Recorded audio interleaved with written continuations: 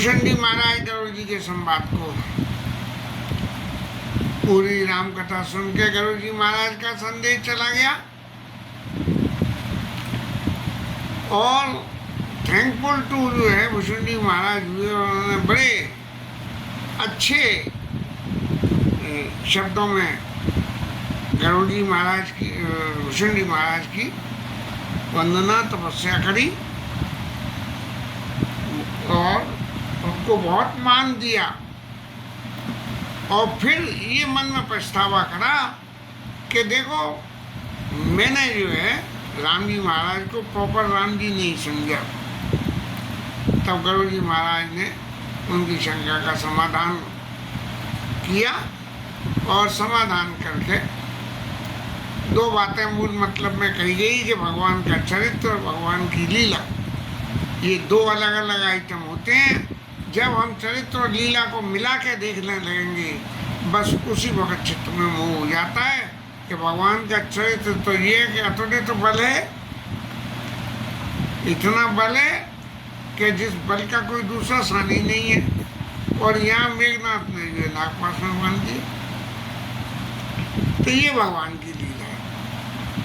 फिर भूषण जी महाराज आगे कहते हैं कि महाराज ये राम जी ऐसा करते क्यों हैं? ये इसलिए करते हैं कि भगवान की लीला के यश को गान करके उनके भक्त लोग संसार सागर से तर जाए। भगत हेतु भगवान प्रभु राम धरऊ तंगो, ये चरित पावन परम प्राकृत नर अनुरूप। क्यों किए पावन चरित्र? क्यों किए? जथा अनेक वेश धरी नत करई नत कोई, और सोई सोई भाव दिखावई आपन होई न सो। जैसे कोई मंच पे नाटक कर रहा हो तो तरह तरह के भाव दिखावे, लेकिन वो होता थोड़ी है। ऐसे ही प्रभु भी जो है सोई यश गाय भगवत भक्त नहीं, कृपा सिंधु जन हित तुरंत नहीं।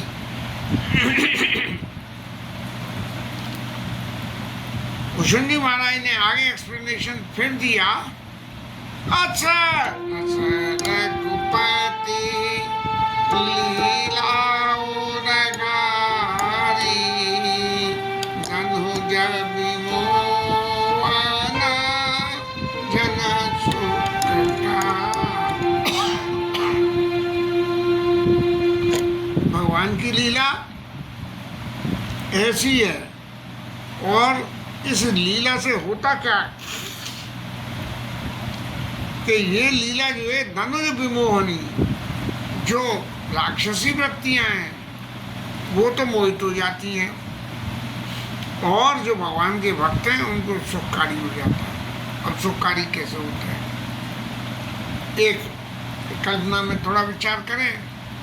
घर में एक छोटा सा बालक हो कोई, तो बालक जो बाल सुलभ लीलाएं करता है उनको देख के वो पता लगा कि कभी कोई एक बड़ा लंबा चौड़ा कपड़ा लेके और दाढ़ी मूछे देकर लगा ली बच्चे ने, और वो जो उसका पोज बना, तो आजकल तो फोटो बहुत सुलभ है, लोग वहाँ फोटो ले लेते हैं, तो वो जो है कितना लोगों को सुख होता है।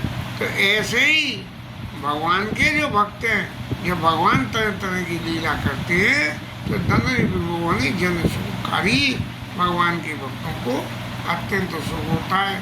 लेकिन होता क्या है? जे मत मंद जे मत मलिन विषय बस कामी, और प्रभु पर मोह धरई इमि प्राणी। लेकिन जिनमें बुद्धि नहीं है और मोह के वशीभूत है, तो वो भगवान पर ही आक्षेप लगा देते हैं। बोले बारे भगवान, भगवान की माया जब नचाती है तो वो नाच में कोई कमी थोड़ी रहती है, अच्छे अच्छे नाच जाते हैं। नारद बाबा ने कितना श्राप दे दिया भगवान को। तो इस तरह से जो है इसका उदाहरण ये देते हैं कि नैन दोष जाकर जब वही पीठ भरण से सिखा सब, कोई किसी को आंख में पीलिया हो जाए तो आंखें पीली हो जाती है, तो चंद्रमा भी पीला दिखता है, तो वो कहता है चंद्रमा पीला है। अब सूर्य महाराज पूर्व में उगते हैं, लेकिन यदि किसी को जो है भ्रम हो जाए कि पूरब इस तरफ नहीं इस तरफ है, तो वो कहेगा आज तो सूर्य महाराज इधर से उगे हैं। और तो और से जब आप नाव में चल रहे हो तो नौका रूढ़ चलत जग देखा, जब नाव में हम चलते हैं तो हमें अपना चलना तो पता नहीं लगता है, लेकिन ऐसा लगता है कि घाट किनारे बनी हुई बिल्डिंगें पीछे की तरफ जा रही हैं। अचलम हो बस आप ही लेगा। और इन सब घटनाओं से क्या होता है कि जो बच्चे सब, अरे देखो जब दो ट्रेनें बराबर से गुजर रही हैं तो एक दूसरे की जो स्पीड होती है उन दोनों का जो डिफरेंस होता है, उस डिफरेंस से जो है बैठी हुई सवारी के दिमाग में असर होने लगता है कि देखो हम कितने धीमे चल रहे हैं, वो ट्रेन तो तेज चल रही है और हम धीमे चल रहे हैं, जब वे चल दोनों एक सी रफ्तार चल रही है। तो इस तरह से बालक भ्रमी न भवेंगे आदि, और कहीं परस्पर मिथ्यावादी जो जिनको झूठ मूठ बोलने की आदत है, वो तो कहते हैं कि अरे कुछ नहीं है, सब फालतू की बातें हैं, इन बातों में कोई दम नहीं है, ये तो जो है चंद्रमा है ही पीला, तुम चाहे जितना कहो मैं मानूंगा। इस तरह ऐसे ही भगवान के विषय में मोह हो जाता है कि भगवान की जो कैपेबिलिटी है उसको हम भगवान की लीला के संग में अंडर एसेस करने लगते हैं। माया बस मति मंद तबाही, हृदय चमन का बहु दिलाई। कल्प विकल्प हृदय में माया के वशीभूत होकर उनके जमा होते हैं, और फिर क्या करते हैं, ते असत हठवर्ष संशय करई और निज अज्ञान राम पर धरई, अपने अज्ञान को जो है राम जी के ऊपर रख देते हैं। भगवान की लीला चरित्र के क्लासिफिकेशन के बारे में जब पंडित राम किंकर जी महाराज बड़ी सुंदर विवेचना करते थे, तब पहले कथा सुनी थी, तब एक बार याद आया कि हालांकि महाराज भगवान के चरित्र की व्याख्या करने के लिए करते थे, लेकिन मत मंद विमोह क्या कहेगा, बोले महाराज ये कथा कह रहे हैं या गुरु वशिष्ठ की बुराई कर रहे हैं। प्रकरण क्या है कि जिस वक्त उसको वरदान दे दिए कैकेयी को और वन जाने की बात हुई, तो बोले भगवान को वन भेजने में सबसे ज़्यादा जिम्मेदार व्यक्ति कौन है, बोले कि वशिष्ठ जी महाराज हैं। जब राजा तो बेहोश पड़ गए और उन्हें कुछ सुनाई पड़े न दिखाई पड़े, तब राजगुरु का फर्ज होता है कि वो शासन की, या मंत्री का होता है कि वो शासन की बागडोर को अपने हाथ में संभाल ले और जो नीति सम्मत बात हो उनके लिए करे। काम क्रोध मद लोभ रत ग्रासक्त दुख रूप, सोते किमि जानै रघुपति मूड परे तम।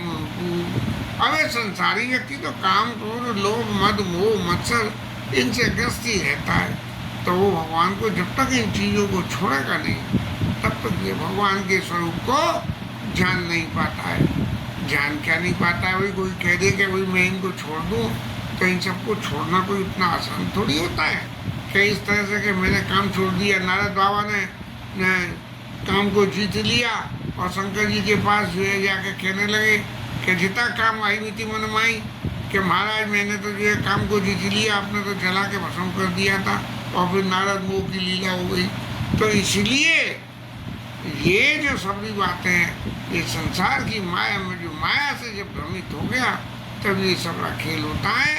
निर्गुण रूप सुलभ, निर्गुण रूप सुलभ अति सगुन जान नहीं कोई, और सुगम अगम नाना चरित सुनि मुनि मन भ्रम होय। अब यदि इसकी व्याख्या में एक बात और कि भगवान के दो स्वरूप हैं, एक निर्गुण और सगुण। तो निर्गुण स्वरूप में क्या है कि आप बैठो और बैठ के भगवान के चरित्र की कल्पना करो। देखो भगवान की नासिका कितनी सुंदर है, भगवान की आंखें कितनी सुंदर है, बोले कुछ करना नहीं, धरना नहीं, सिर्फ जो है कल्पना कल्पना करनी है, उसी में भगवान की भक्ति हो जाती है। डोंगरे जी महाराज ने वो कथा में कहते थे कि प्रत्यक्ष भक्ति करने में तो बड़ी तकलीफ है, इसलिए मानसी भक्ति करा करो। और एक एग्जाम्पल देते थे कि महाराज भगत जी एक जो है भगवान की भक्ति करें कि भगवान को नहलाया धुलाया, भोग लगाया, ये करा, श्रृंगार करा, भोग लगाया और दूध सामने रखा है और भगवान दूध पी रहे हैं और सबका आनंद ले रहे हैं। लेकिन कुछ दिन तक ऐसे करते करते एक दिन भगवान की माया ने प्रेरित किया और भगवान को भोग लगाते हुए ध्यान आया कि महाराज आज दूध में तो बहुत मिश्री डाल दी है, तो इसीलिए ये प्रभु को मीठा ज़्यादा लगेगा, तो उसमें से मिश्री निकाल। और उसी भाव में दूध में से मिश्री निकालने को हाथ बढ़ाया तो महाराज ठाकुर जी ने पकड़ लिया। बोले भगत क्या कर रहे हैं? तो ये निर्गुण रूप सुलभ अति सगुन जान नहीं कोई। हर कोई सगुन को नहीं जानता। और सुगम सगुन अगुण नाना चरित सुनि मुनि मन ब्रह्म होई। तो इसलिए एक चीज को पकड़ लो, चाहे निर्गुण रूप को चाहे सगुण रूप को। सगुण रूप को पकड़ो तो उसी में बने रहो। लेकिन यह एक टांग इस नाव में एक टांग इस नाव में रखोगे तो नाव आगे पीछे हो गई तो क्या होगा? इसलिए सुनि मुनि मन भ्रम होई, तरह तरह से भ्रम हो जाता है। अब महाराज गरुड़ जी, आप ये कहोगे कि ये इतना लंबा चौड़ा उदाहरण तो आपने दे दिया महाराज, इतनी लंबी चौड़ी बातें बता दी, लेकिन प्रत्यक्ष रूप में इन बातों से क्या क्या हुआ जरा उसके बारे में भी कुछ बता दो। तब भूषण जी महाराज अपनी कथा सुनाने लगे कि ये सुगम होगा अगम चरित्र में किस तरह से मैंने धोखा खाया। अब वो चरित्र मैं आपको सुनाता हूँ। सुन खगे रघुपति प्रभुताई मति कथा। भगवान की कैपेबिलिटी कितनी है ये मैं तुमसे सुनाता हूँ, और ये भी बताऊंगा कि मुझे कैसे मोह हुआ, और अच्छी तरह से आपको समझा के मैं बताऊंगा।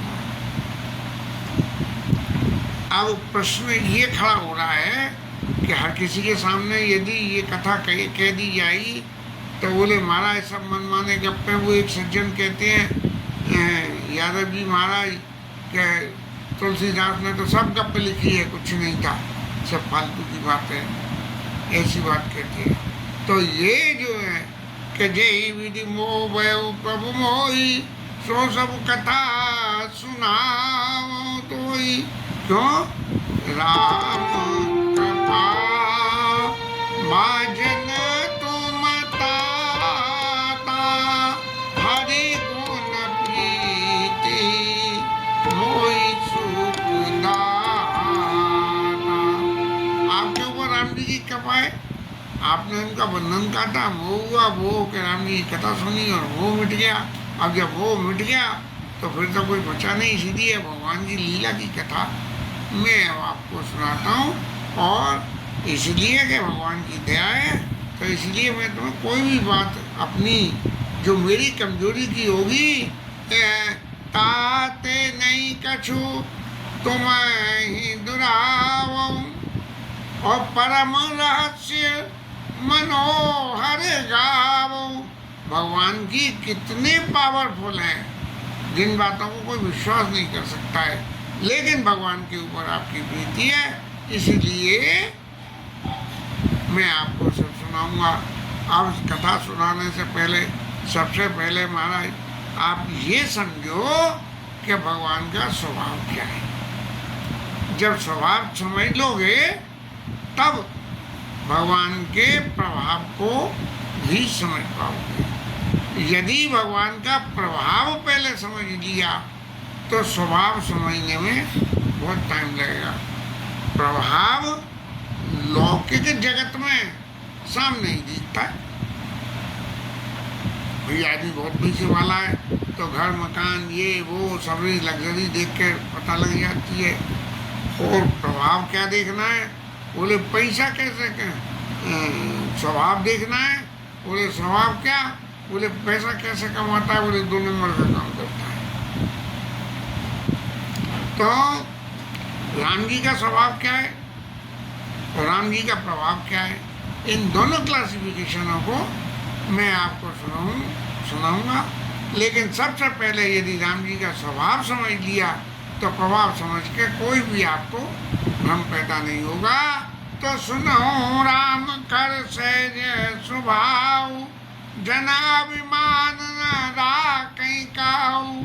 भगवान अपने भक्तों के अभिमान को यदि किसी ने कभी अभिमान कर दिया तो उसको बिल्कुल नहीं रखते हैं। महाराज आपने बंधन काटा, आपको अभिमान हो गया कि भाई बंधन काटा मैंने तो सुना था भगवान का अवतार हुआ है, लेकिन देखे उसको प्रभाव कुछ नहीं।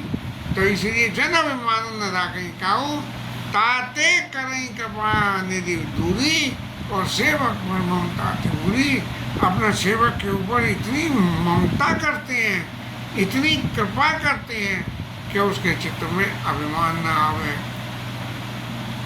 और इसकी एक एग्जाम्पल देते हुए कहते हैं कि भगवान कितने हितकारी हैं। जैसे माता बच्चे की रक्षा करती है, ऐसे भगवान अपने भक्त की, अपने दास की रक्षा करते हैं। कैसे, जिमि शिशु तन ब्रन होई गोसाई, और मातु चिराव कठिन की नहीं। बच्चे के शरीर में कोई फोड़ा हो जाए तो माता जो है उसे तकलीफ हो रही हो तो माता डॉक्टर के पास ले जाके और उसमें चीरा लगवा के उसको निकलवा देती है। यद्यपि चीरा लगने से बहुत तकलीफ होती है, बच्चा रोता है, लेकिन माँ ये समझती है कि ये चीरा लगने से बच्चे का फोड़ा सही हो जाएगा और उसकी तकलीफ मिट जाएगी। ऐसे ही भगवान बोले यदि मैंने इसके अभिमान के घोड़े में चीरा नहीं लगवाया तब ये क्या क्या क्या हो जाएगा, इसकी कोई कल्पना नहीं है। जयंत महाराज ने जो है देखा राम जी को कि सीता जी का श्रृंगार कर रहे हैं, बस वहीं से मोह हो गया और सीता जी के चरणों में चोंच मार दी और फिर भगवान ने उनको दंड भी दे दिया। तो तुलसीदास ऐसे प्रभु कृष्ण भजऊ ब्रह्म त्याग।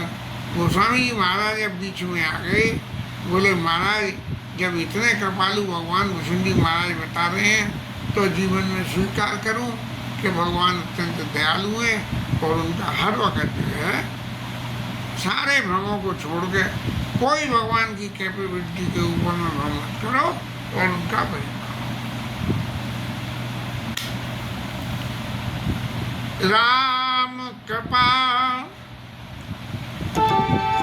राम कृपा अपनी जड़ताई, आई करो कभी सुनो मन लाई।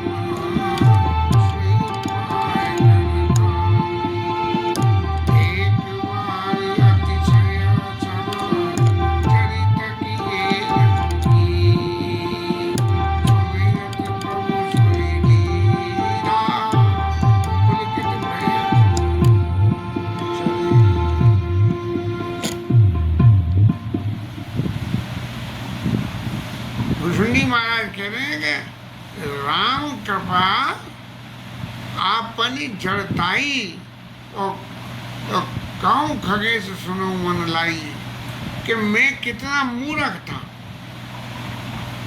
अपनी मूर्खता की बात। राम जी की कृपा थी मेरे ऊपर और मैं इतना मूर्ख था उस कृपा को समझ ही नहीं रहा हूँ।